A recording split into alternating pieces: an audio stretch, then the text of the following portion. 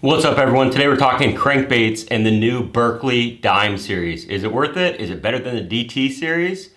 I'll let you know my thoughts now. Thanks for watching. Please like and subscribe if you like this sort of content.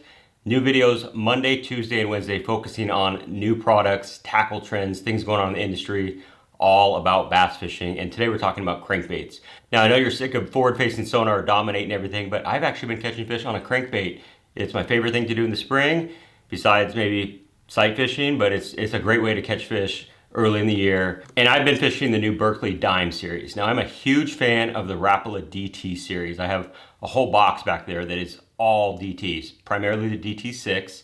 And that's really what these baits were designed to go against. I mean, that's the inspiration. I mean, there's no secret. They look like them. They have the same profile, except they're plastic and not balsa like the Rapala DT series. So how does it compare? Now, the thing about the Dime series is they use their flash disc technology, which is the same thing they use in their Fritz side.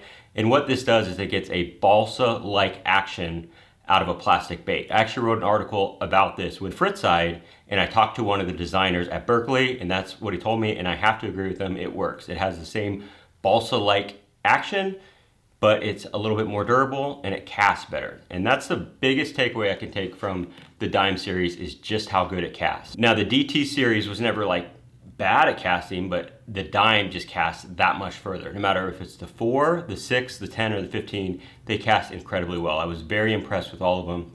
I have fished all of them, and I'll show you all of them right now. So we got the 4. Obviously, that's gonna dive to 4 feet. It's the smallest one.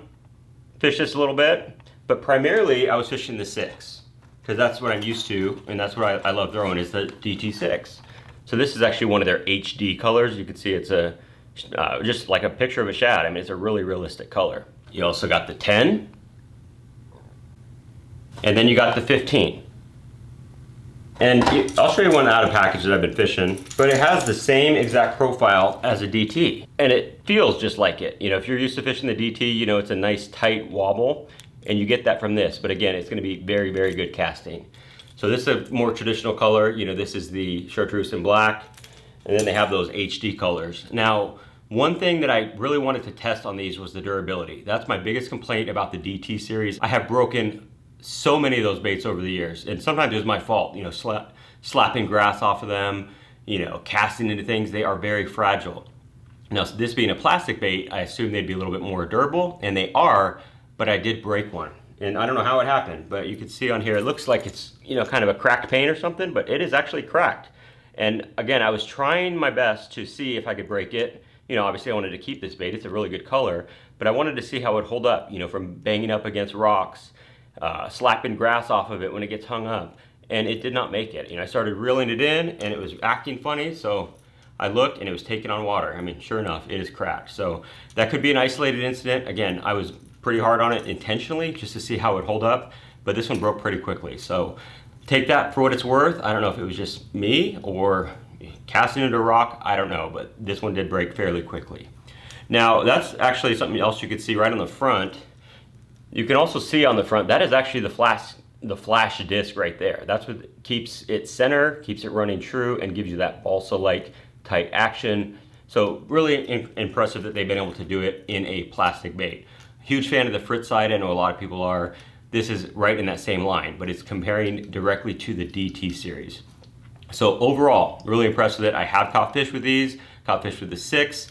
That's primarily, again, what I use the most. So of course I threw it more, and of course I caught more fish on it. But they act just like a DT. They cast incredibly well. Durability, TBD, but it caught fish, and again, that may have just been my abuse. But overall, the Dime series is definitely worth a look if you're a fan of the DT and want something a little bit different. Better colors, in my opinion, and a lot of other things too. They do cost a little bit more, but not crazy. So good baits from Berkley. They continue to impress with their hard baits. They've been known for soft baits forever, but over the past few years, they have killed it with hard baits. Everything from the Stunna, the Fritz side. There's so many that you can go on and on. They are just really good quality baits, and they have made a name for themselves. And I think the latest in that line is the Dime series. So thanks for watching.